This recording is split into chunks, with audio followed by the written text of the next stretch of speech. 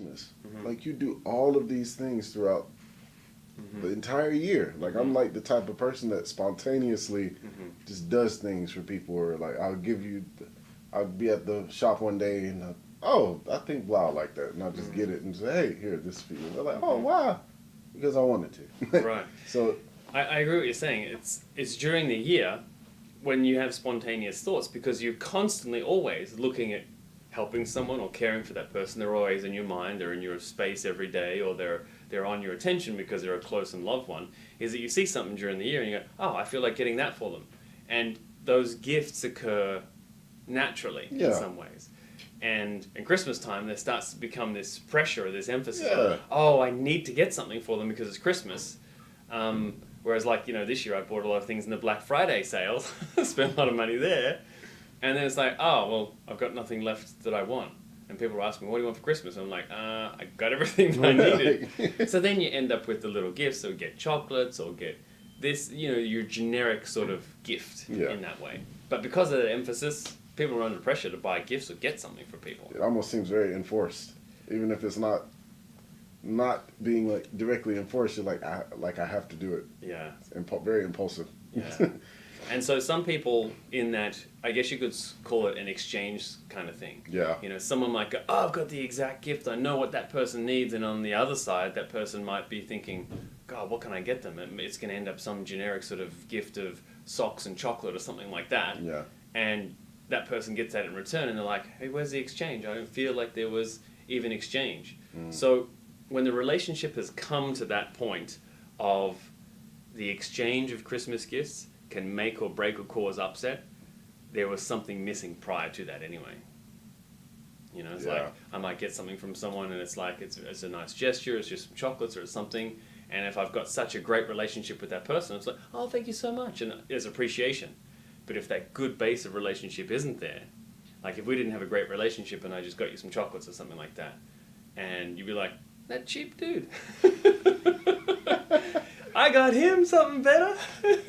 It's funny, isn't it? Yeah. The closer you are to someone, the easier it is in some ways to buy for that person. And the more distance there is, the tougher, because there's more pressure on that gift. Yeah. Is this person going to appreciate what I got? Is it going to be something that they actually want? It's tough. I know someone in a KK bought something for me, and I guess they had no idea what to buy for me. But I really, really appreciate the fact that they went to trouble to find something. Yeah. So I guess it depends on the person too. Man, I got something from my KK, and it was perfect. Literally, I was like, I actually wanted this. Wow. Like, this has been on my list to get this thing for like quite a long time. Wow. And I just never stopped to actually say, Yeah. I'm gonna get this. Right. But when I was, oh my gosh, I was so happy when I saw it. Yeah. So I guess being safe with the generic sort of gift of chocolates or something like that, I think if any upset does occur, and you've perhaps gotten something that wasn't appreciated, or you've gotten something for a person that they didn't like, or they felt that they got you something better, or it caused some sort of upset over that exchange sort of thing, how do you repair something like that? Well, first off, if somebody has a upset based off, let's say I don't get something for somebody, and got something for me. Now, one, I probably wasn't expecting it. So it's just like, oh, hey, Devontae, hey, here's your Christmas present. Wow, thank you. Oh, I didn't get you anything. I have nothing to give you. Like, I didn't know that this was going to happen. Right. So I did not prepare for this. Like, Yeah. sorry. Normally, a close friend was, oh, no, it's not a problem. It's fine. I was thinking about you, just wanted to get you this. Yeah. Thank you. Right. Now, I'm probably going to do something for the person later on down the line. Just be like, hey, because it almost feels like something that you have, like, I want to Yes. give back. Yeah. Now, if the person looks and they're like, they walk away and they're like, I can't freaking believe he didn't get me anything. Like, what the heck? Like, does he not care about me? And da da da. Well, that's the thing. It's like, is that person giving for like when you give a gift, the purpose is giving. Yeah. You feel good from giving something. If you're giving something to someone because you want to get something in return, it's kind of not the Christmas spirit. It's not. There's something else going on behind the lines. And even for them to walk away thinking or saying something like, I can't believe he didn't give me anything. Is it? You have to check the intention behind what it was that you actually were trying to accomplish, and or who are you around? Because you can get into certain situations where maybe you were talking about the fact that, oh yeah, I'm gonna get Devontae blah blah blah, and somebody say, why would you get Devontae something? Like Devontae isn't gonna get anything for anybody else. Like why would you get something for him? Like he's blah blah blah, he's blah blah blah. If I was like, oh no, Devontae's a really good guy, and da da da, and then I don't get anything for anybody else, and then what this person heard, it's like ding ding ding. It's just like, oh, maybe they're right. Devontae is da da da and da da da. You get a lot of third party about someone else. You have other people in other people's ear. That is another thing. Yeah, exactly that. So actually, that is probably one of the things to look out for. So if you heard that someone was upset because of the gift that they received, was there someone who was in their ear diminishing you or bad-mouthing you because of that gift that you got? Like, that person may have really appreciated it. Yeah. And that whole exchange of gifts or just the receiving of the gift there's nothing harmless about it, right? So I would kind of say it's either one or two things. What were the motives of that person in that gift exchange, or who was in their ear that's going, that wasn't a very good gift and that person's not really, that sort of thing. Exactly. Those are the two things in which you would want to really go through. Yeah. And I would say the latter would be the one that I would hit first. Like, hey, is everything okay? Have you heard anything that may be very unbecoming of me? And I would go for that first because I wouldn't want to try to make the person feel wrong about them being upset. Say, hey, have you heard anything that could possibly be unbecoming of me? Now, if they're a close friend, they'll tell me. Yeah, right. They'll start thinking, they'll be like, oh, bing, oh yeah, such and such said da da da da da. Okay, gotcha. Okay, cool. Then we can talk about that. That's right. Which is a key component, that talking about it, that communication, which we'll come to shortly as part of the answer to that. But with gift giving and that exchange sort of thing, it's not always overt or out in the open that someone has an upset with you. Yeah. It's not always. It's little tiny things that just happen. Yeah. Oh, thanks. Oh, wow, that's amazing that you got me a pair of socks and some chocolates. Oh my gosh. I felt the nerves. That sort of thing. Oh, great. Cool. All right, well, I got you, a bunch of DVDs that you wanted or something like that. That sort of thing. So that may not always be out in the open. Another source of upsets has to do with this subject of contribution. Oh, yeah.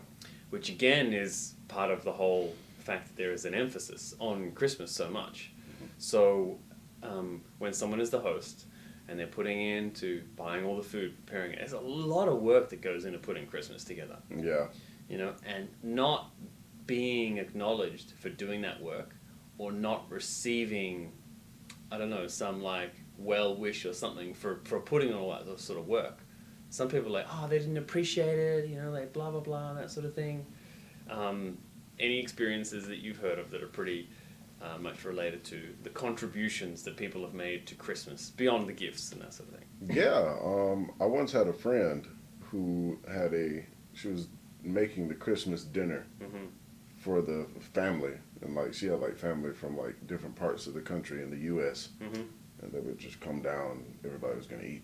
So she was preparing dinner, and she had got everybody's name who was coming. This person's going to be coming. Everything was situated. She had the right amount of food, had the right amount of dessert. Everything was perfect.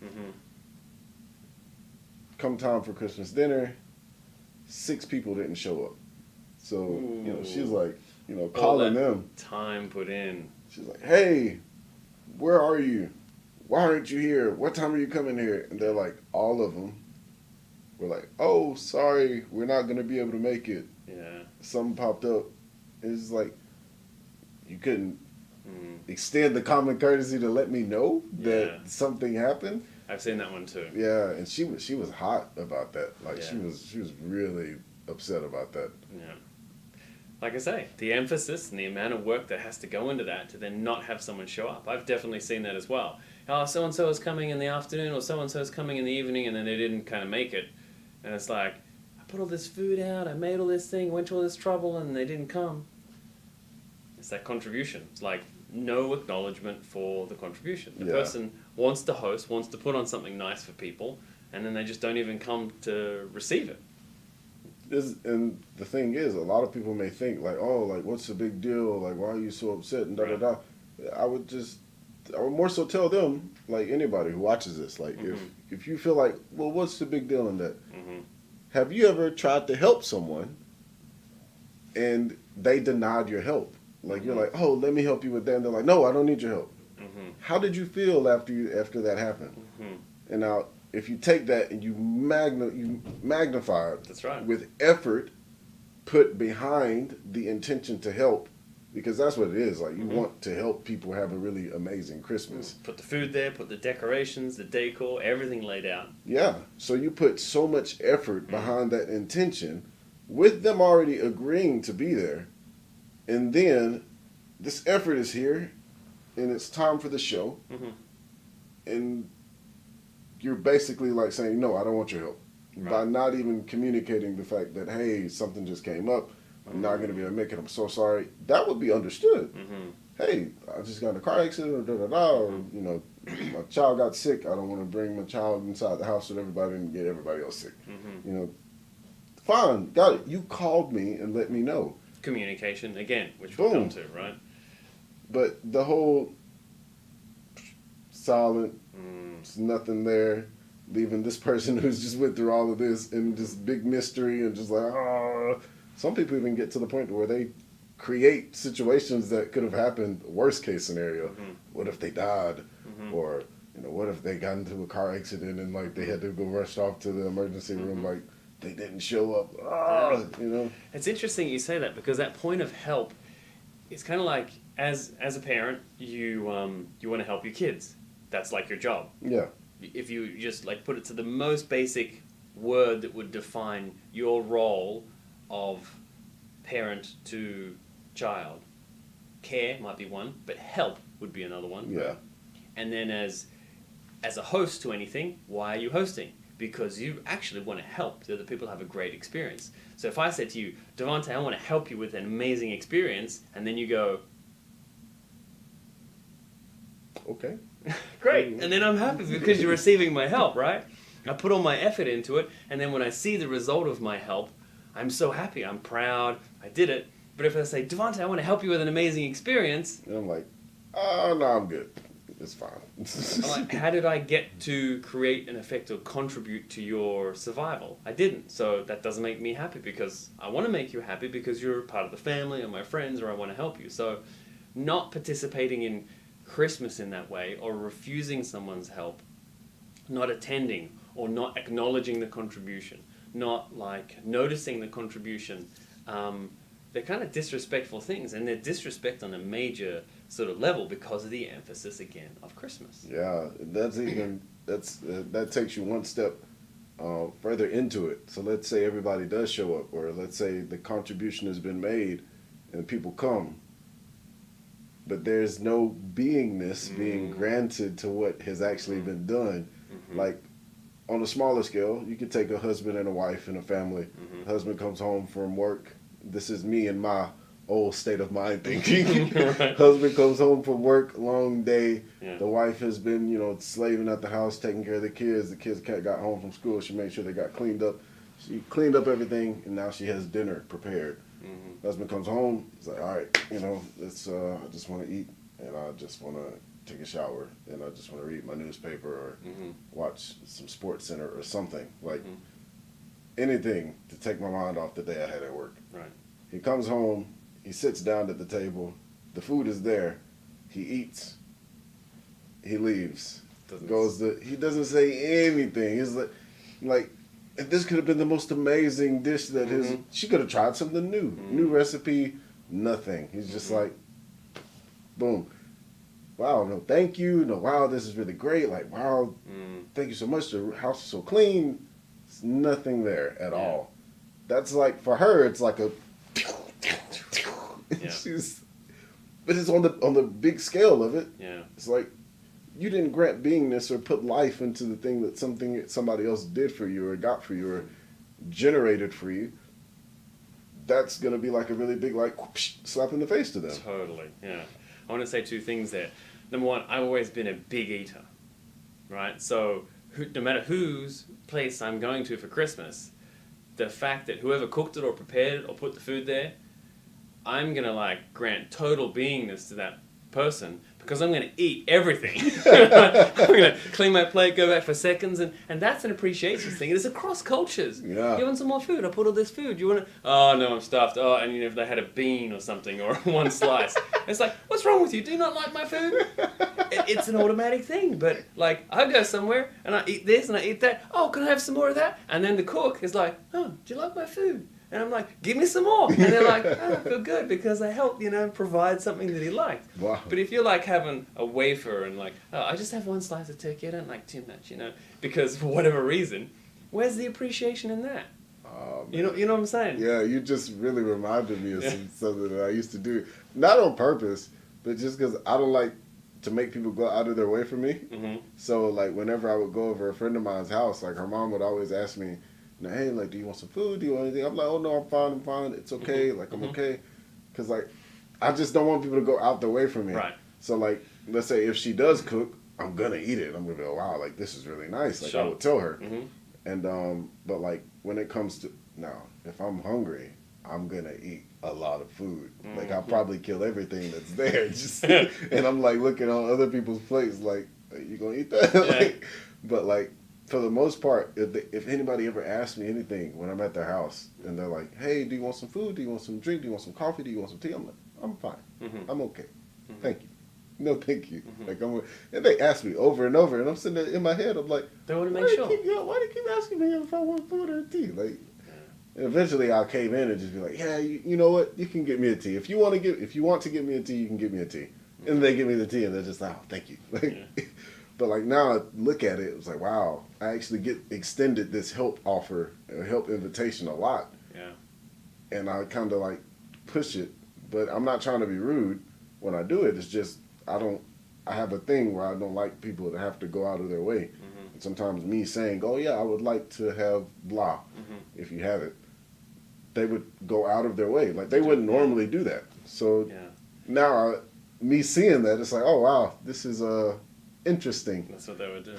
Yeah. And it's becoming interesting, and I'm just going to say, in my lifetime from Australia, cultures mixing, so many different customs and so many different like expectations. And do you drink this? And do you always have tea when you go to someone's house? Or and when they put out all the biscuits and things like that, did you expect that? Like you just ate, and you go around to someone's house and they put out all the biscuits for you, and then you don't touch the biscuits.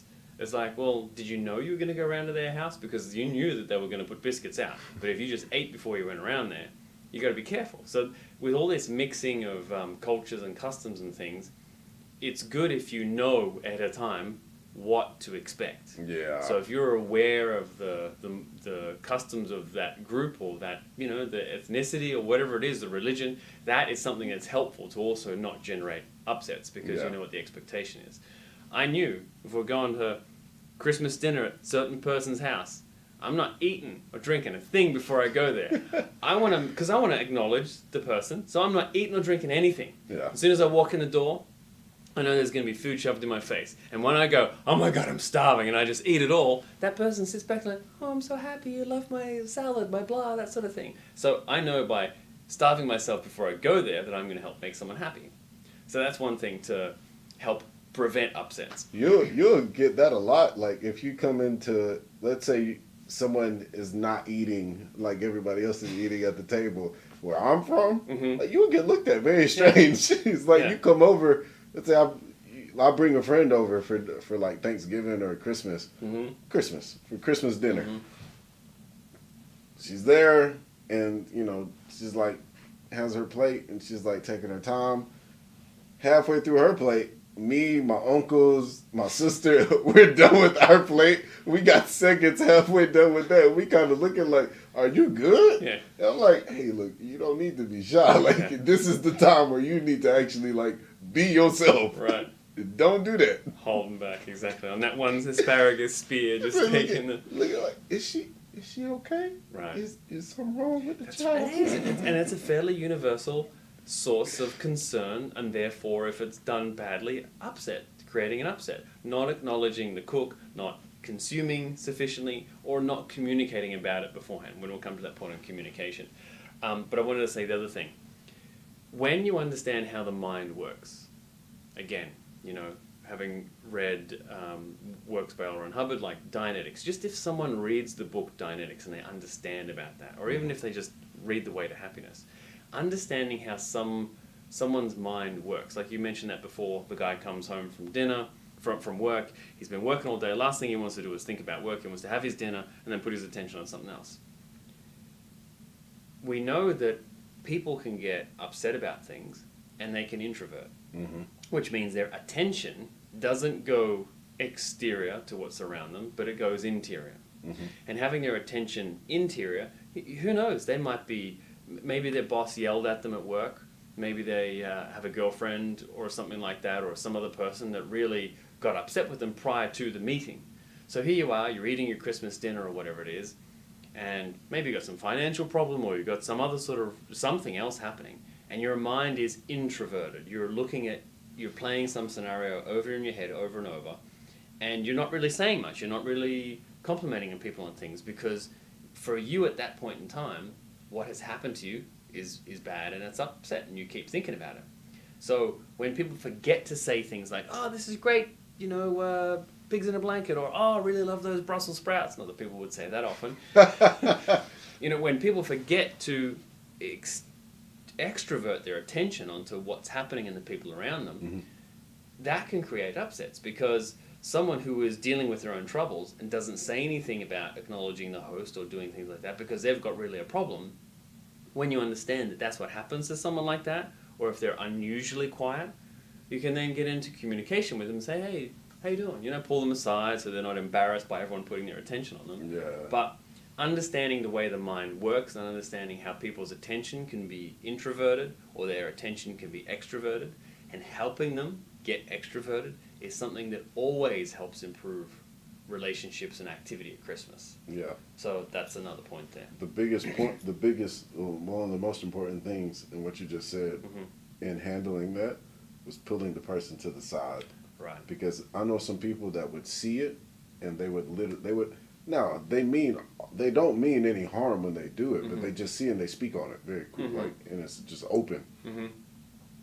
But the effect that's created is that other people at the table may not mean good by it, so they start nitpicking at it. Yeah. And something that when I was in college, one of my college professors used to say, all stories are whole stories. Just because you get stung by a bee and you're fine, and another person gets stung by a bee and they die because of whatever reaction happens, that doesn't make the story less drastic. Like, you still got stung by a bee. This person still got stung by a bee. Right. Their story is their story. Your story is your story. But some people can't take that, hey, like, what's going on in front of all the people, and the people start, oh, da-da-da-da-da, we went through this 2 weeks ago, it's nothing, you should just be happy, and you're here right now, you got food in front of you. Like, no, some people don't need that approach. Some people literally just need somebody to talk to. Yeah. So pull them to the side. That's right. I really like the fact that you said that. Yeah, I don't know anyone that likes to air their personal issues in front of a group of people. What's wrong with you, boy? You're not eating today. And then it's like, well, actually, I have diarrhea today, or something like that, like, no one's going to get into that, right? So, again, but that comes down to an understanding of people, observing physical manifestations, observing the eyes, all the different things that, again, L. Ron Hubbard writes about are important in communication, is understanding and looking at and perceiving things about that person. Yeah. And that tells you a lot about where they're at and where their mind is at, and therefore how to communicate better. Yeah. Okay, cool. So we looked at the contribution and not acknowledging contribution and not having that exchange and those sort of things. The next one, which is probably I'm just going to say the greatest source of upsets, is the additive to Christmas that's very common, which is alcohol. Oh. So, alcohol, depresses brain function and the frontal lobe, which is the seat of social grace and all this sort of thing. A bit of alcohol affecting the brain, and then things just come out. But again, it comes down to what was the relationship like before the alcohol. if it was fine and everything was doing good and there was no upsets that hadn't been communicated about and that sort of thing, then alcohol's going to be jolly. But if there are repressed, hidden, not said, not communicated things, that the alcohol's going to come out, that's not the time to negotiate. That's not the time to air things. Jack in the Box. You know?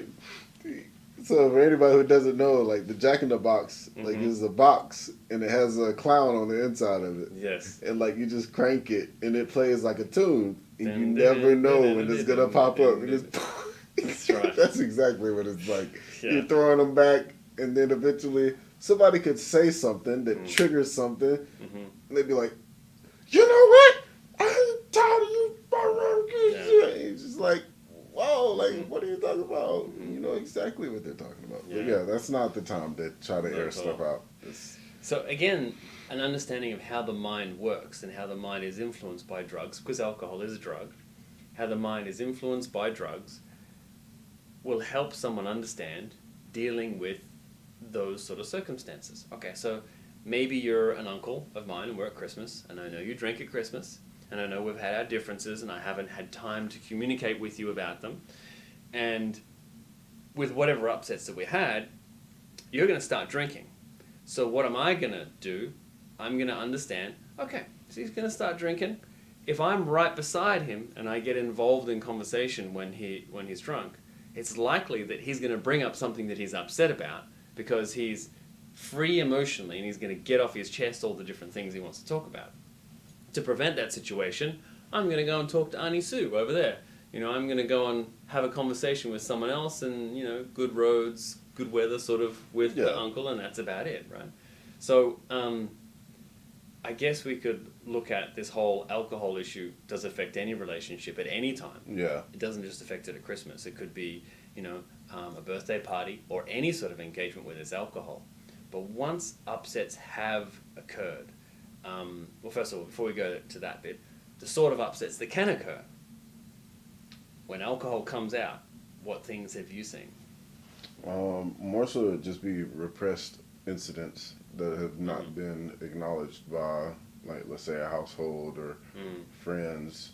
And it's like sometimes there's an elephant in the room for certain people. Right. But the social veneer is that everything is fine and dandy. Yeah. It's just like, oh, everything is great. But then you have this big cloud, this big ominous black cloud that just fills the air. And nobody's talking about it at all. And then, you know, drinks start flowing, people start drinking, the rum cake has a bit too much rum inside of it. And then the elephant starts to speak. Yeah. And, you know, let's say the offender makes a joke or whatever, and the person who was offended says, well, you know what, I don't think da-da-da-da-da and da-da-da. And then everybody, you just dead silent. That's right. And then it's on. on. Like, oh, somebody, uh-oh. And then it's on. And well, I just worked out one thing to say, is that because you are family, you're not going anywhere. You're still going to know each other afterwards. If you're out somewhere and there's some idiot that's drinking, you just walk off. You're never going to see them again. Yeah. But this is family. This is the sort of thing where the relationship is going to continue because you are, by definition, related. Yeah. The relationship will continue. So as soon as things blow up or come up, then that's why maybe it has more seriousness, is because whatever happens here, it's going to stay on the record as part of the relationship. Yeah. It's not as if we can just press stop, erase, and I'm gone. I don't have to have this. It's going to come next year. And then a lot of times, some people and families actually do try to hit that whole, you know what, stop. I don't have to deal with this family. I don't have to deal with this, da-da-da. And at the end of the day, what they're really doing is really hurting themselves because of the fact that they've literally disconnected themselves from a dynamic that they have in their life. Like, this is like a huge support system. And, you know, for you to, I understand things happen. Yes, I'm not trying to say that anything that anybody goes through is not something that should be, you know, that's not something that should be tolerated, but it should be addressed in the right manner. Yeah. Not in times like that. And you shouldn't run away from problems. Yeah. Like, if there's a problem, look at it for what it is, address it, find a solution to it, and then let's work from there. It's a condition. you come out of it. Yeah. So that you can be in a better one. Yeah.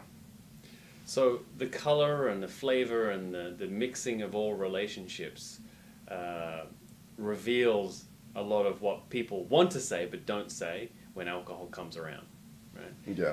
And we've said a couple of times already in the webinar that it's handled by communication, or communication handles that. So when it comes to people that don't really communicate at all, right? I don't see you all year, and then we see you at Christmas. You know, I'm spending the first period of time catching up with you. Oh, what'd you do this year? And all that sort of stuff, right? And even if there's alcohol, I would say the main reason that those sort of relationships will end up in upset or otherwise is on that basis of exchange or contribution, right?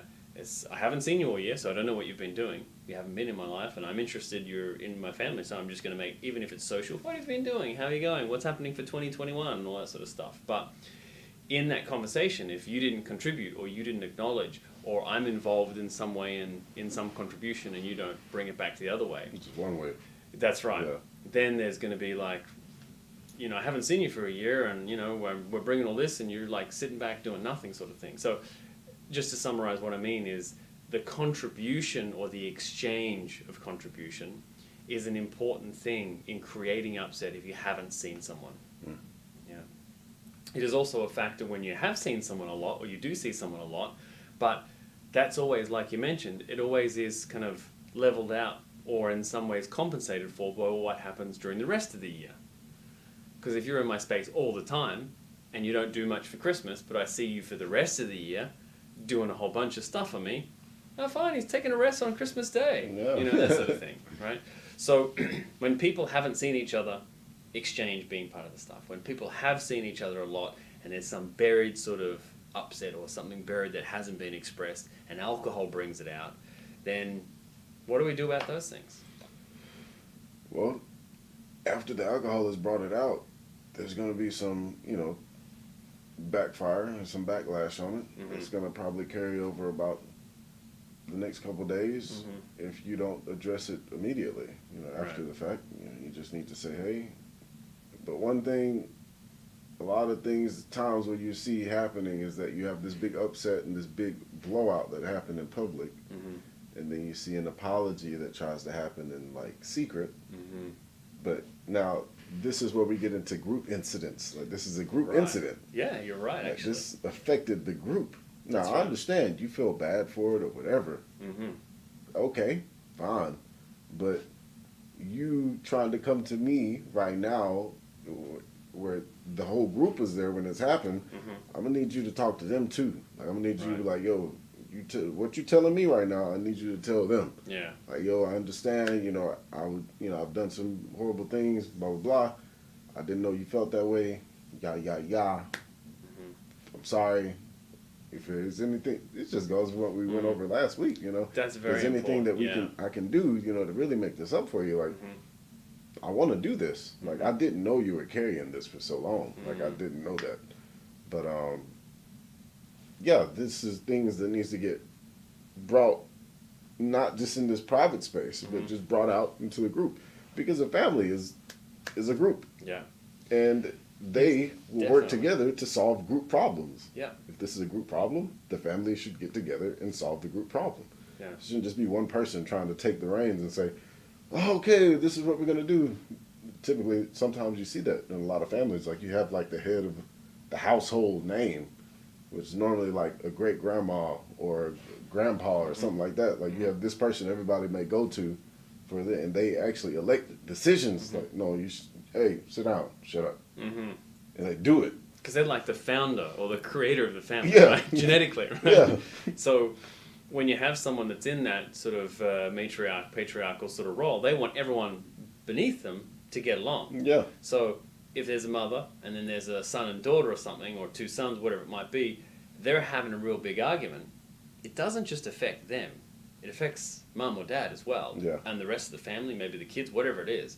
So when people have an upset in Christmas, just repairing the upset with themselves, it's not enough. because everybody else is carrying that with them. That's right. So, like, let's say they repaired it Yeah. amongst themselves, but now come next Christmas, maybe they have not seen each other. Yeah. You know, they come in and it's like, oh, I hope they don't sit next to each other. Or, that adds to anxieties for the next year, because I don't know whether Auntie Sue and Uncle Jim actually did patch up after their falling out last Christmas or not. I'm affected by it.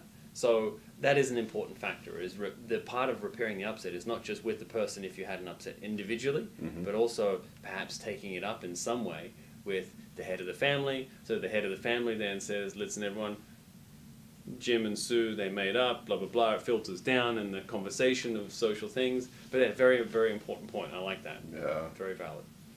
Okay, so upsets that have occurred using communication. Yep.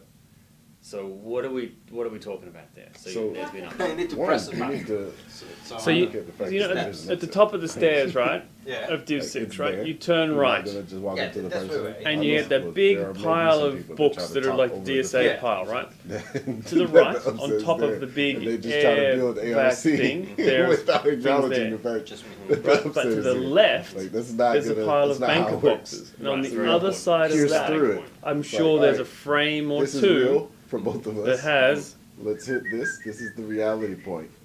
And from there, a picture you of just find some, out like what it's a was it like a Cliffs of Moher that type actually sort of upset view. you. Now, if it's something that happened in the past, okay, let's address that. Let's come to a handling on that. If it's something that you've been sitting with, or maybe there's another third party thing going on, and you just got this data because I feel bad now not having my for mask on something when you're or in an here. Maybe we argument should or close the some door. Type of fight to go on for so long. And this is not recording, There is has it? to be a Like, hidden Yes, we're source. on live. There's a hidden comm line somewhere Yes. that's feeding information to both Direct people to SMP. and causing this yeah. to happen. Yeah. Because normally, upsets can be handled very quickly, and Sure. very easily. But I can see. if you have this hidden comm line that's there, a hidden line of communication, You where might come in someone here, is hold it giving for a second.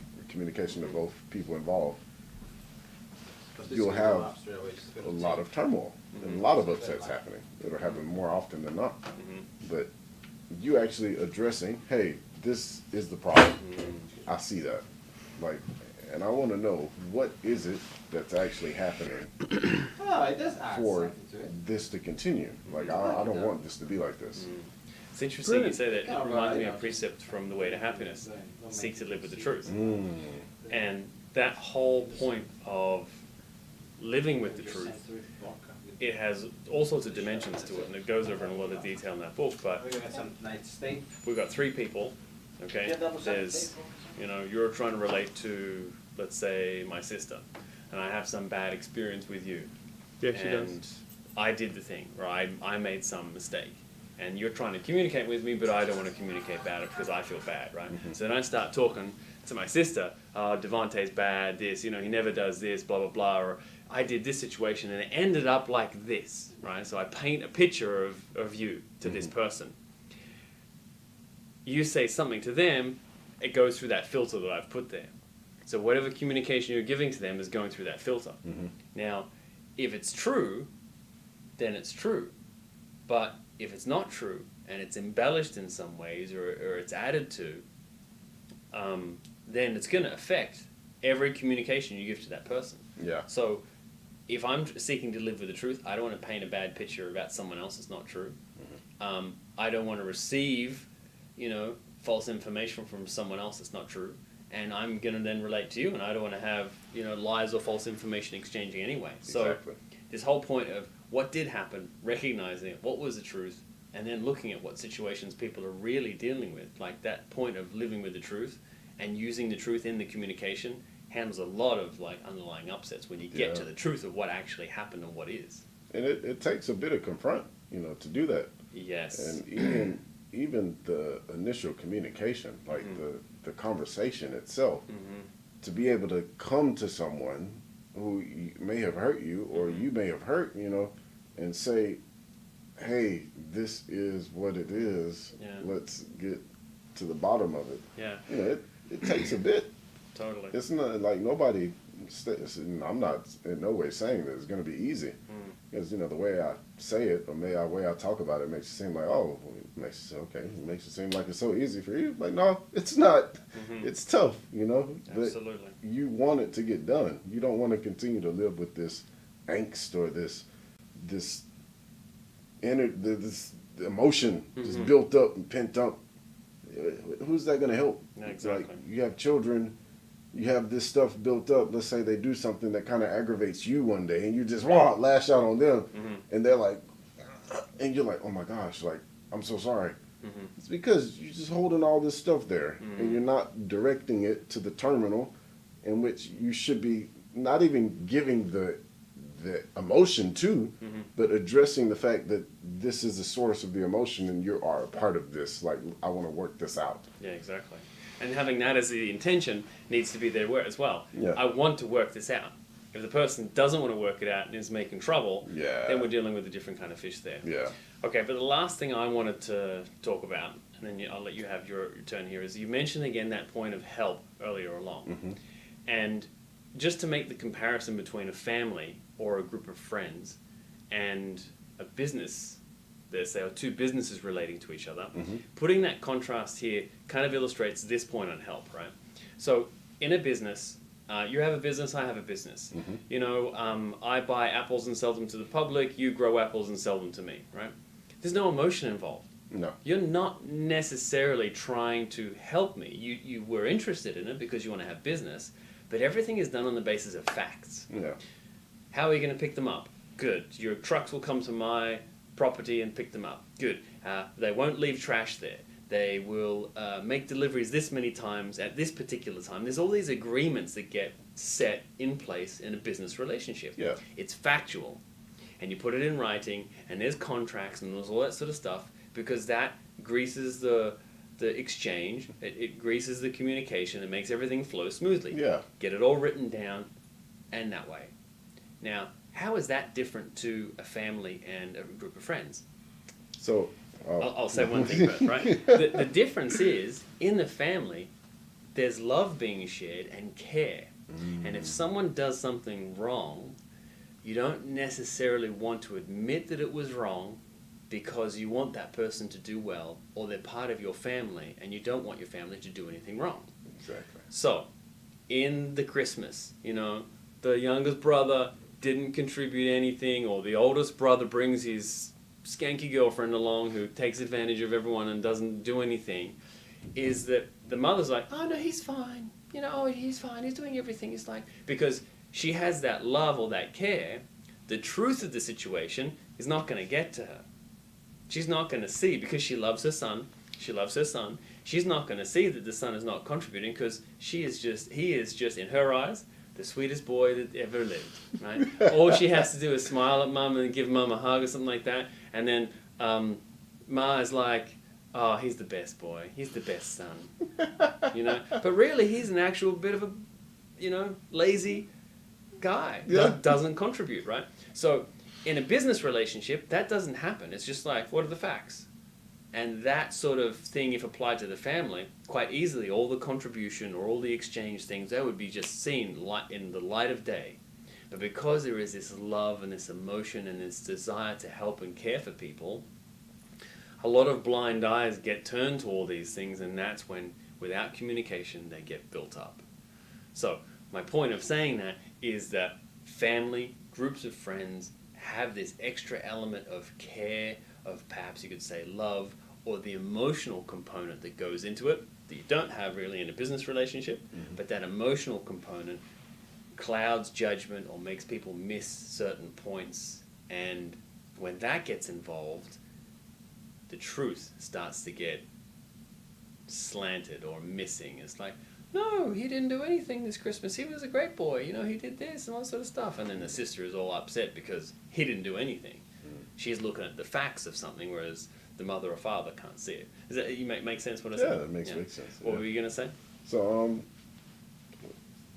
nothing compared to what you were gonna say. I think like you hit the nail on the head with that.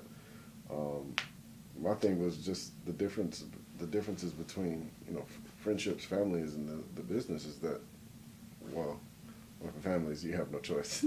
There's no choice. That's another thing, right? In the business, you can dissolve the relationship or not, but the family's going to continue. That's it. And then with friends, like, there's total choice. It's like you choose. It's like a second family that you choose. You have the friends, and it's like, you know what? I like this person. I want to do some cool things with this person. You're just like, hey, let's go do some cool things. And now you guys are best friends. Exactly. But what you said was, oh my gosh, that's wonderful. Yeah, like I've actually seen that, where you have these parents or these adults that have this blindness to the fact that their child is able to do some type of wrong. Just like, oh no, he wouldn't kill an ant. Yeah. Oh no, he uses magnifying glasses to set them on fire. He's burning those suckers, right? Yeah. Oh my goodness, that is a really tough thing, just to get them. Hey, let's take 3 steps backwards. Let's jump out of this fantasy world that you live in and just look at the situation that's at hand. Exactly. So I feel like we could probably pull out that book, The Fundamentals of Thought, and look at all the Scientology philosophy or principles that apply to all of those things and illustrate them. And that certainly is one way that people can find out more about this. But this book, The Way to Happiness, as a good start to understand the components or the virtues that if someone displays, or some principles they operate by, or characteristics if a person has in themselves, that book there is a fantastic guide for you to look at yourself and look at your life, see how you operate. Do I operate on these principles? To look at someone else and say, do they operate on these principles? And give you a good, let's say, starting assessment for what do I need to do to improve a relationship, whether it be Christmas or otherwise. Is that book actually sets you up with the way to better relationships, the way to, not just happiness is what I'm saying, right? Yeah. So, in terms of in this book or in anything else, what would be one of your favorite things to direct people to from there? Ooh, I have two. My 2 favorite precepts are, one is be competent. Oh my goodness, and not even just because of I think that's the longest precept that's in the book, is be competent. Right, so each of the precepts, there's 21 precepts, and each of the precepts has a heading, which you said, be competent, and then it gives a whole bunch of pages and texts on, kind of like how-to advice, or the steps to, or the components of that sort of thing. Yeah. And, oh my goodness, my first time reading Be Competent, I was like, so many different people just flashed in my head, so many instances where I was not applying this. Popped in my head, and I'm just like boom, boom, boom, boom, boom. And it's so simple to just be competent. It's just like, well, okay, what would that entail of? Oh, that entails of looking, learning, practicing. Like you doing something for yourself, like you're doing this yourself. You're taking yourself and saying, I'm going to look at this. Forget what everybody else is saying. I don't care about what they're saying right now. I want to see for myself. And it actually brings up like a really big integrity point for the individual. Yeah. It's like, can I actually look at something, see it for what it is, and stand on what it is that I see? And then also, practicing. People can have this natural, God-given just ability or talent to do something very well. But they don't practice at all. And it's just like you have this other person who may not have that ability or may not have that talent, but they're like, you know what, I'm going to do it though. And they practice and they practice and they practice and they overcome the person that has this natural talent or ability for it. And they're just, the other person's like, oh wait, how did this person, he practiced. That's how. But that one is like my, if I say anything, it's like my cornerstone. Like, it's there. It sets my building up. Just be competent. And then the other, So I was just going to say is that I actually have heard that as a piece of advice one time. When you read this book, take one of the principles every day and practice it. And just by learning it, you go through 21, you go through the 21. So each day, so you're going every 3 weeks, you're kind of cycling through each one of them until you learn them, until you've got them down, until when you're focusing on each one per day, just one thing. Okay, today I'm going to be competent. What are the components of being competent? So, in that book, learning those things and being competent with that book. Right. Anyway, it's a piece of advice that I've heard. Sorry, I cut you off there. No, And no, the it's second, fine, it's fine. second precept. The second precept is funny because there are two which are kind of like the same, but they're not exactly the same because they're different in their own respect. But try not to do things that you would not like done to yourself. Like try not to do things that you would not like done to you. Right. That's like, hey, this is like if you just do this, for the rest of your life. That's right. This one thing, just try not to do things that you wouldn't like done to you. Oh, okay, well, how could I observe what's good or bad? Okay, well, would you like to get slapped in the face right now? No. Well, then don't slap anybody in the face. Would you like to have somebody hit your car and not leave any information or anything? No. Well, if you hit somebody's car, leave some information there so they can get in contact with you. Yeah. It's so simple. Yeah. It's like, wow, would I like this to be done to me? No. And this is even something that like parents could like really look at like as like when they're raising their children. Because like, how did I feel when my parent did this to me? And you're looking like, well, I didn't feel very good. Well, you probably shouldn't do that to your child. Like, it's just certain things. It's like, hey, you don't have to do everything but rote, like, by memory that has been done to you. It's like, hey, you're a different person. It's different times. Certain things you can say, oh, okay, I don't think that worked for me when I was a kid. So I'm not going to do that with my child, Interesting. And even just acknowledging the fact that a child is their own self-determined person. Like, they are their own person. Like, they're not like your puppet that you can make them do whatever you want them to do. They have choices. They have interests. They have things that they want to do. They have aspirations. They have goals. It's like, hey, what is it that you want? Grant them beingness, Part of the precept, love and help children. Exactly. But just thinking with what would I like to be done to me? What would I not like to be done to me? Well, that's the two, isn't it? The variation of the golden rule split into two. Try to do to others as you would like them to do to you, and try not to do the other things to others that you would not like them to do to you. So it's got that abstinence from the negative. Don't do the negative, and then try to do the positive. Yeah. Cool. I like those too. Sorry. Anything else you wanted to say on that? Oh no, that was it. Like these two things. Like if people just really just knew these things. Well, that's why it was based on the golden rule, and that's why it was called the golden rule. Yeah. Because if you operated on that, you were gold. Yeah. You were golden. And you can see it in so many different texts as well. It's like so many other religious texts. It's like, hey, do it to others as you have them done to you. Try not to do things you would like done to you. Exactly. All right. Okay. That's it. Very good. All right, so today we talked a little bit about upsets and obviously how not having an upset in the first place is the best way to handle Christmas upsets, right? Not have them in the first place. And not having upsets does relate to understanding people and having communication, knowing what is expected, knowing from the host, from the people whose house you're visiting, what is expected, what are the customs, what is the expectation usually.